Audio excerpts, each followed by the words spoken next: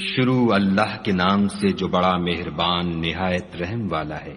جو لوگ کافر ہیں یعنی اہل کتاب اور مشرک، وہ کفر سے باز رہنے والے نہ تھے جب تک کہ ان کے پاس کھلی دلیل نہ آتی، یعنی خدا کے پیغمبر جو پاک اوراق پڑھتے ہیں جن میں مستحکم آیتیں لکھی ہوئی ہیں، اور اہل کتاب جو متفرق و مختلف ہوئے ہیں تو دلیل واضح کے آنے کے بعد ہوئے ہیں،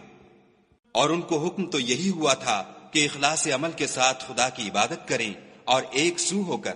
اور نماز پڑھیں اور زکوٰۃ دیں، اور یہی سچا دین ہے۔ جو لوگ کافر ہیں یعنی اہل کتاب اور مشرک، وہ دوزخ کی آگ میں پڑیں گے اور ہمیشہ اس میں رہیں گے، یہ لوگ سب مخلوق سے بدتر ہیں۔ اور جو لوگ ایمان لائے اور نیک عمل کرتے رہے وہ تمام خلقت سے بہتر ہیں، ان کا صلہ ان کے پروردگار کے ہاں ہمیشہ رہنے کے باغ ہیں جن کے نیچے نہریں بہ رہی ہیں، ابد الآباد ان میں رہیں گے،